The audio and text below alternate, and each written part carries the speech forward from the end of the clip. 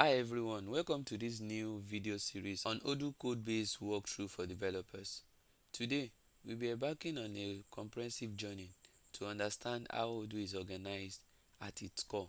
Whether you are a seasoned Odoo developer or just starting out, this series will equip you with the knowledge to navigate the codebase with confidence and unlock the full potential of Odoo customization. Before we dive in, let's take a moment to appreciate the beauty of Odoo's architecture.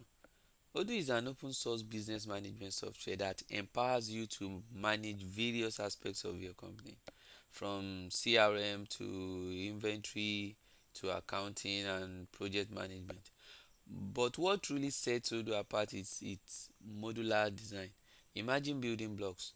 You can add or remove specific functionalities using modules, tailoring Odoo to your exact business needs. This modularity makes Odoo incredibly versatile and adaptable.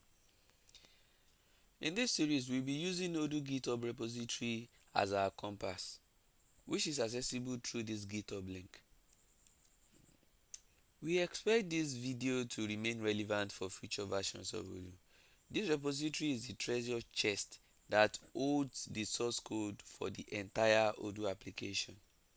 By understanding how the code is structured and organized, you will gain a deeper appreciation of Odoo's internal working and become a more effective developer.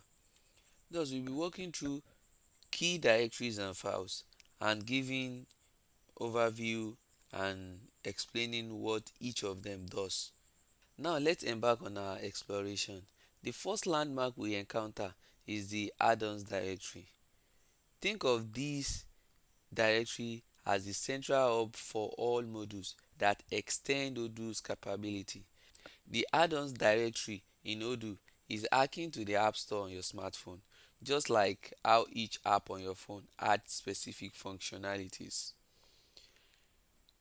These modules can range from handling accounting, sales, to managing inventory and customer relationship.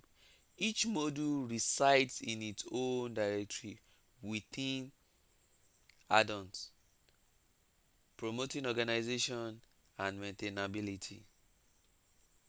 Each module within the Addons directory follows a standardized structure to ensure consistency and ease of management. Let's explore each component in detail. And as an example, we will be making use of the sale module. First off, for every module, we have two most important files without which we can't have a module or application in Odoo. The first one is the init file. Think of this as the front door of a shop. When you open the door, that is initialize the module, you get access to everything inside, which are the models, controllers, etc. This file is the entry point for the module. It initializes the module and imports necessary modules like models, controllers, and reports. Next is the manifest file. The manifest file is like a product label that provides essential information about the product, in our case the module, such as its name, what it does, and how it works. And for this sales module as an example, we have the name to be sales, the version, the category, the summary, the description, the dependencies, the data. The data includes the security, report, the views, and many more. We also have the demo data and the flag to specify whether it is installable, then the assets, the post in its hook, the license, and depending on the module you're writing or depending on the module you're looking at, there can be even many more in the manifest directory, in the manifest file. It is worth noting the init and the manifest file are the two compulsory files without which you can't have a module or app on Odoo database. Still within an Odoo module, we have the models.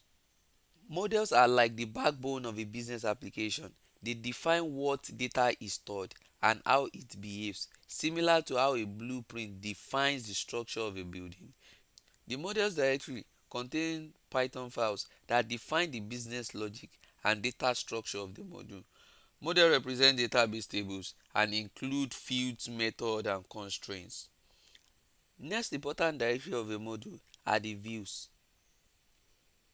Views are like the shop's display shelves and counters. They organize and represent the products, which are the data in this case, in a user friendly manner. The views directory contains XML files that defines the user interface elements such as forms, lists and dashboards.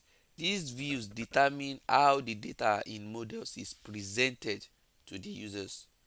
Next, we have the security. Security settings are like the locks and security systems in a building. They control who can access certain areas and perform specific actions. The security directory contains files that define access rules, ensuring that users have the appropriate permission to view, create, modify, or delete records. We also have the data. Data files are like the initial stock and setup of a new store. They provide the necessary starting point for the system to function properly. The data directory contains files with static data that needs to be loaded when the module is installed. This can include default settings, initial configurations, and demo data. Next, the controllers. Controllers are like customer service desks. They handle incoming requests, questions, issues, and direct them to the right place, department, or methods for resolution. The controllers directory contains Python files that define web controllers, which handle HTTP requests and route them to appropriate methods for processing. Next, the static directory. Static files are like decor and promotional materials in a store. They improve the visual appeal and interactive experience for customers. The static directory contains static assets such as CSS, JavaScript, and image files. These assets are used to enhance the user interface and client-side interactions. We also have the report. Reports are like financial statements or inventory lists in a business. They provide structure and formatted information derived from the system's data. The report directory contains definition for custom reports. These reports can be generated based on the data in the module and often use QWeb templates for formatting. In conclusion, the add-ons directory in Odoo Codebase is where all default modules reside, each module contributing specific functionality to the overall system. The sale module serve as a good example to illustrate the typical structure and components of an Odoo module. These include initialization files, metadata, business logic, which are the models, user interface, which are the views, security rules, and web controllers. Understanding this structure helps in developing, customizing, and extending Odoo's functionality effectively. Thank you very much.